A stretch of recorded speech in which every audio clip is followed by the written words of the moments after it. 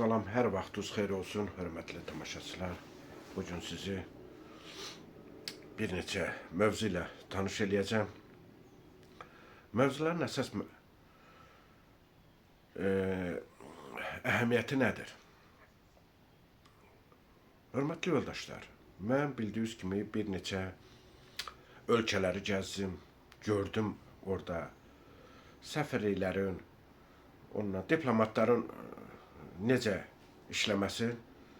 Ona görə də belə bir qərara gəldim, belə bir verilişin hazırlanmasına. Dostlar, nəzərinizə çatdırım ki, xaricdə Azərbaycan millətin ayrı-seçkiliyə, iki tirəliyə bölən Diaspora üzrə Dövlət Komitəsi və xaricdə olan bizim səfirliklər, yəni diplomatlar. İstər Moskvada olsun, istərsə də başqa ölkələrdə. Mən gözümlə gördüm və cəmaət arasında bir sorğu da apardım.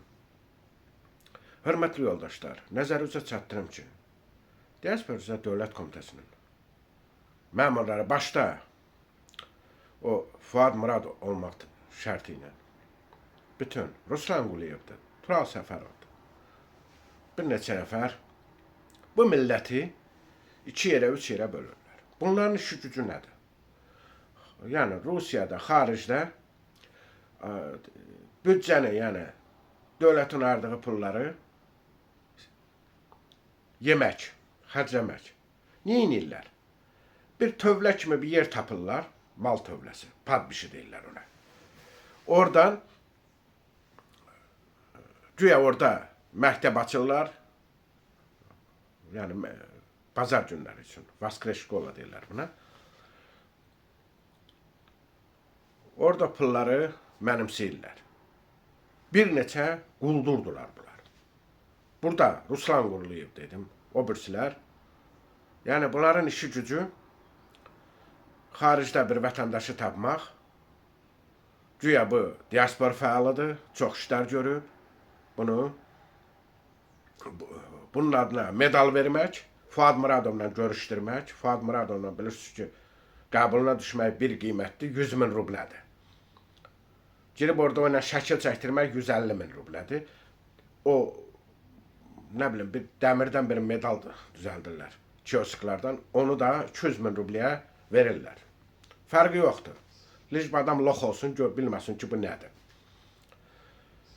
Bunların işi gücü də inandırım sizə ki, milləti 3 yerə, 4 yerə bölməkdir. O ki, qaldı bizim səfirliklərə, səfirliklərimiz də bizdə, yəni əvvəlcə Moskvadan deyim sizə, burada bir Aşot ləqəbi ilə tanınan Akşin var. 15 ildir buradadır. Deməli, cəmaət, bu bura gələndə, bu 70 kilo idi, indi 140 kilo olub. Onun bir sifətinə bir baxaq onun indi. O ki, qaldı onun fəaliyyətinə.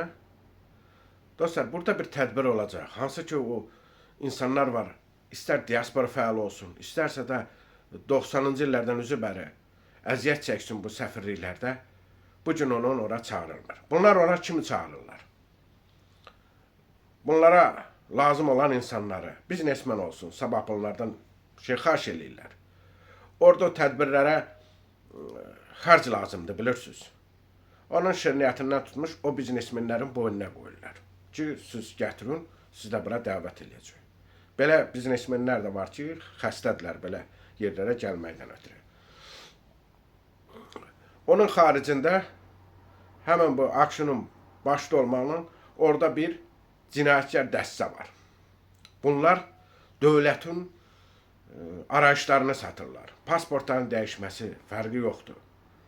Belə birin mən Özbəkistanda gördüm, saxta sənədlərlə şəxsiyyət vəsiqəsinə pasport veriblər. Və burada da bunlar özləri də elə eləyirlər ki, telefonla zəngləşirlər, indi keçiblər, deyir o Beznalişin Raşota. Həmin bu Akşin, orada bir neçə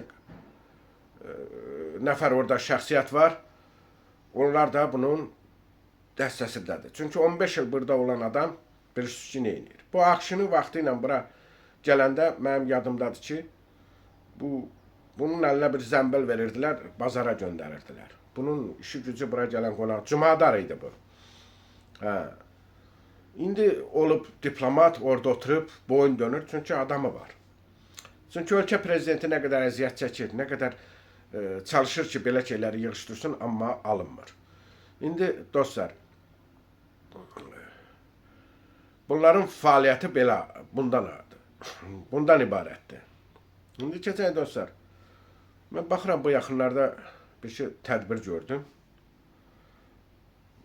Moskva şəhər regional mədəni muxtariyyatının bir tədbirini gördüm. Məni çağırıblar ora. Gedib görürəm ki, Kəlağaydı. Güya bu müstəqillik gününü qeyd edirlər. Kəlağayları asıblar ora. Nə var bu Xurşudbanu Natəvan deyilən bir qadınların bir birliyi var burada. Bunlar burada tədbir keçirdəcək. Bəxtiyar müəllim də ora asıb mədəni muxtariyyatın embleməsin, güya bunlar təşkil edir. Hə, bunu, qardaş, o Resurnu Center deyirlər, nə deyirlər o? Ryazansk prospektdə, bu havayıdır. Cəmaat, pulsuzdur. Yaman dadanıblar bura. Bəxtiyar müəllim də oradan asdırıb tədbiri.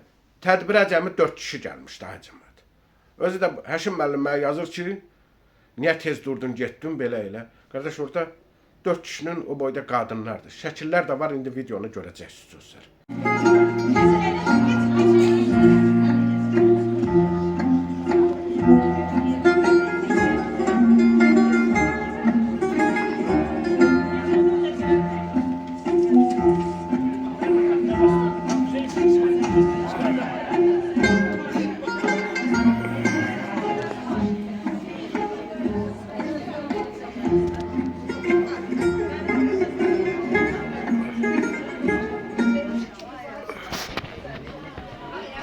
Elə biabırçı tədbiri keçirmək düzgün deyil, Bəxtiyar müəllim. Əgər sən onu qalıcı eləyirsənsə, lazım deyil. Bax, o Krasnoyarskda tədbir keçirilib Saadət xanımın rəhbərliyi ilə. Gir, bax, görün necə tədbirdir. Sən müstəqillik günündən bəhs edirsən. Ayıbdır, yəni, bu qədər. Yəni, özünüzü ucuz aparma onu. Orada qadınlar Kəlağayı asıblar, orada Kəlağayı tədbir keçirir, sən də yazırsan o zat var. Bəsdir, yəni, ayıbdır. Utanıram sizin yerinizə. Siz bu megapolisi, bunu gərəsiz biraz normal keçirtməlisiniz.